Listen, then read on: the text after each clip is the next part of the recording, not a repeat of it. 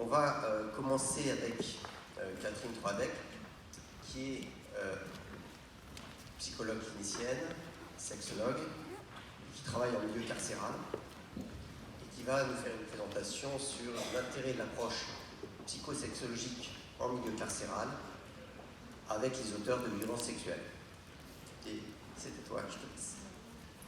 Bonjour à tous. Donc, pour aborder ce vaste champ de la violence sexuelle, j'ai choisi de vous parler de ma pratique clinique auprès des auteurs de violences sexuelles en détention et plus particulièrement de l'intérêt d'intégrer à la prise en charge l'approche sexologique, c'est-à-dire l'intérêt de pouvoir aborder avec eux les questions de vie sexuelle, vie affective.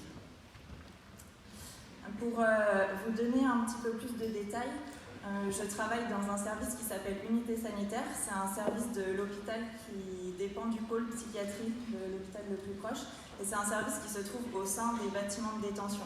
C'est un service dans lequel sont dispensés aux détenus à la fois des soins du côté somatique, c'est-à-dire qu'il y a des médecins, des dentistes, des kinés. Et puis il y a aussi des soins psychiques avec des psychiatres et des psychologues. On organise à la fois des suivis individuels et des groupes de parole. Et pour éviter les confusions, en détention, on ne fait pas d'obligation de soins ou d'injonction de soins, qui sont des mesures pénales qui s'appliquent à la sortie de la détention. Par contre, les détenus sont incités aux soins en détention, mais ils restent libres de venir aux consultations. Donc la sexologie a-t-elle sa place auprès des auteurs de violences sexuelles incarcérés ? À ce jour, les approches qui sont dominantes, c'est plutôt l'approche psychopathologique et criminologique, mais les prises en charge des auteurs de violences sexuelles, elles sont longues et complexes, donc c'est nécessaire d'ouvrir à la pluridisciplinarité.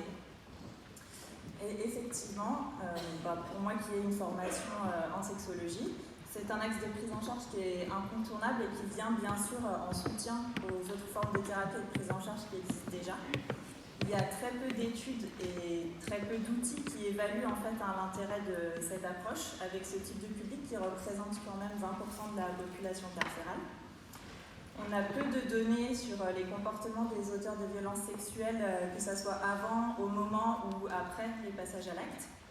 Et il y a beaucoup de résistance et de crainte de la part des professionnels qui sont essentiellement liés au manque de formation et de connaissances, avec des craintes qu'on peut tout à fait entendre de la part des soignants qui se demandent quel est l'intérêt de parler de sexualité avec ces personnes-là, en ayant peur de pouvoir générer des affects ou des choses qu'ils ne pourront pas gérer, comme de l'excitation, ou bien on peut entendre aussi certains soignants dire en même temps ils ont une sexualité qui est déviante, est-ce que c'est pas dangereux d'en parler avec eux, est-ce que c'est pas inutile ?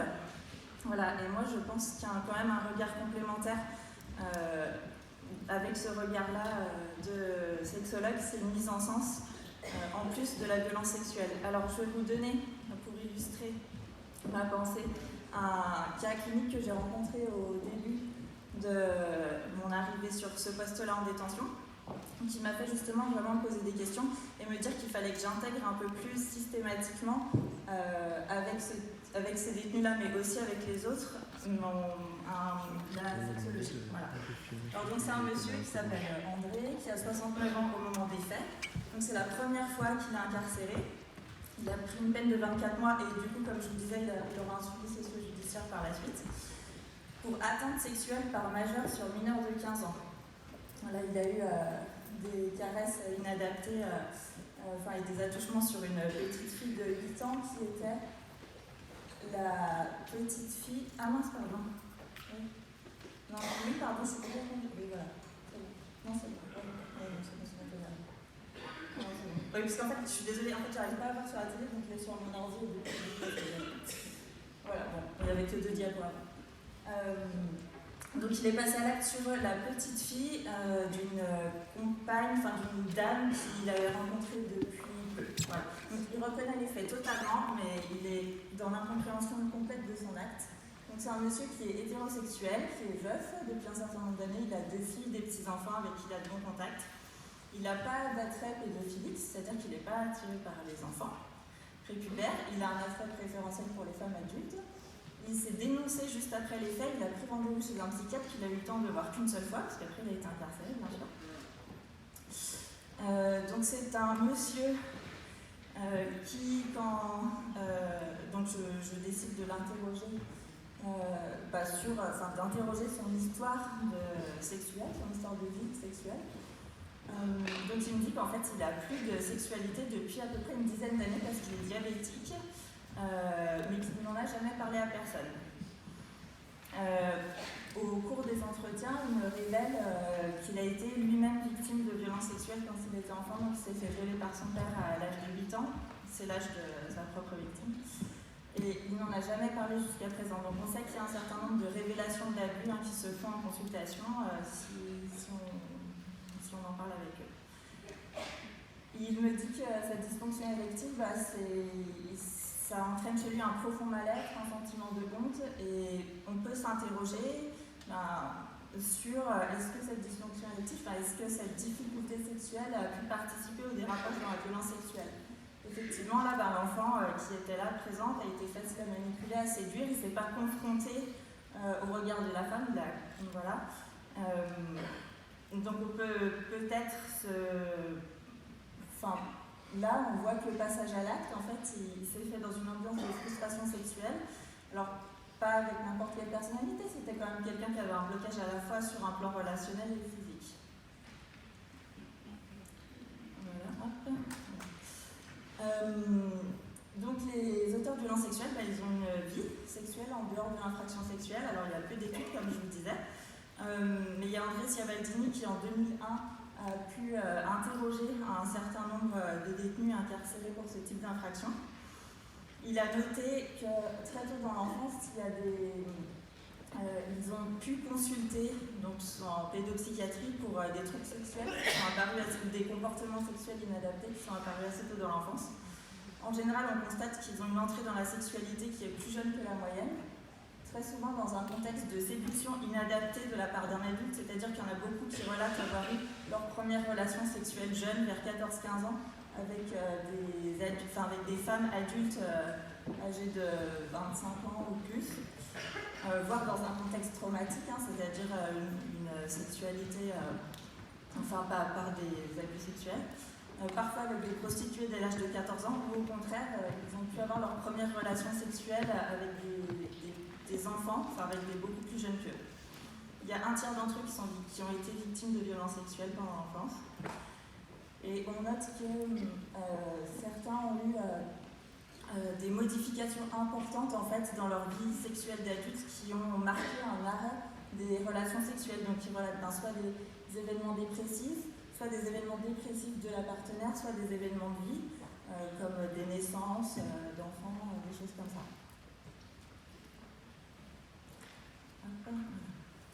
Donc en détention, on a mis en place, voilà, peut-être mes diapos ne sont pas dans le même ordre, donc pourquoi est-ce qu'il faut parler de sexualité quand même avec les auteurs de violences sexuelles qui sont incarcérés? Tout d'abord parce qu'on a vu qu'ils avaient une vie sexuelle en dehors de l'acte d'agression. L'incarcération, elle ne dure qu'un temps, et donc nombreux sont ceux qui vont reprendre une vie affective et sexuelle à la sortie. Donc c'est nécessaire d'explorer avec eux leur histoire sexuelle, c'est-à-dire on fait l'anamnèse, de parler des traumas, des abus. C'est important aussi de les interroger sur leurs fantasmes, détecter, voir avec eux s'ils ont des troubles sexuels, afin de rechercher en fait des facteurs de vulnérabilité qui pourraient entraîner une récidive à la sortie. Donc c'est nécessaire de pouvoir trouver avec eux, qu'ils trouvent eux, mais qu'on puisse les aider à trouver des garde-fous pour sortir de cette dynamique transgressive. Et on peut se dire qu'une vie sexuelle adaptée et satisfaisante pourrait être un facteur de protection. Et c'est important de les informer sur le fait qu'on peut parler librement de sa sexualité à un professionnel, parce que très souvent ce sont des choses, des questions qu'ils n'abordent jamais. Donc en détention, on mène aussi un groupe de parole d'approche psychosexologique pour les auteurs de violences sexuelles qui ont commis des infractions sur des mineurs. Voilà. Donc c'est un groupe fermé qui est homogène au niveau criminologique et équilibré au niveau des différents types de personnalités. On a 4 à 8 participants et c'est important qu'ils puissent reconnaître totalement ou partiellement les faits. Et on est aussi 3 ou 4 animateurs.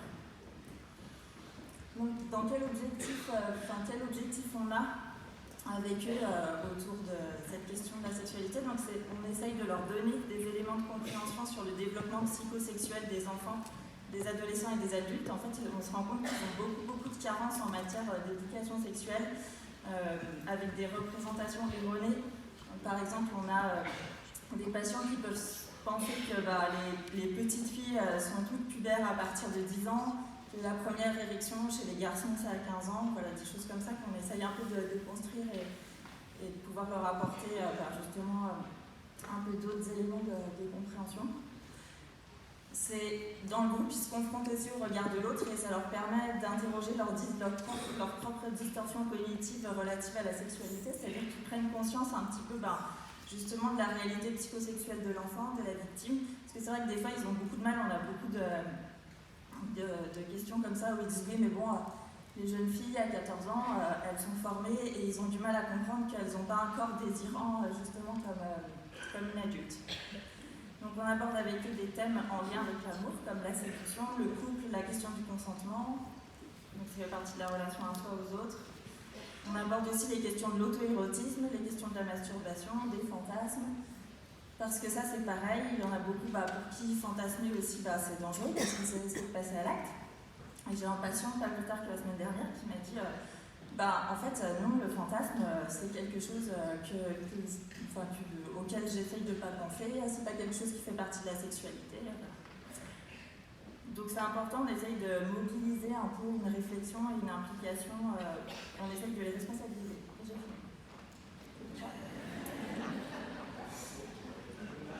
Non, j'entends deux diapos. Ça prend plus de temps à le dire comme ça que... Alors pour quel résultat ? C'est important d'essayer d'humaniser un peu leur sexualité et leur fantasme, les faire réfléchir sur le fait que fantasmer, c'est pas passer à l'acte. On va essayer de développer des capacités d'élaboration et d'introspection sur leur propre comportement sexuel. Et c'est important qu'ils puissent envisager leurs propres solutions pour se sentir mieux au niveau sexuel et affectif. Alors conclusion. Hop, voilà. Donc l'approche sexologique, en fait, elle enrichit la compréhension du phénomène des violences sexuelles, à la fois pour les professionnels mais pour les patients eux-mêmes. C'est important d'explorer avec le patient l'ensemble des composantes de sa sexualité dans une démarche d'évaluation, d'orientation thérapeutique et d'accompagnement clinique, et on manque pas mal d'outils d'évaluation justement. Et c'est important de prendre en compte avec eux leur histoire sexuelle, puis leur vécu de la sexualité. C'est indispensable pour apporter un nouveau regard sur les violences sexuelles, lutter contre et aussi appréhender le patient dans son entière humanité. Voilà, j'ai terminé. Merci pour votre attention.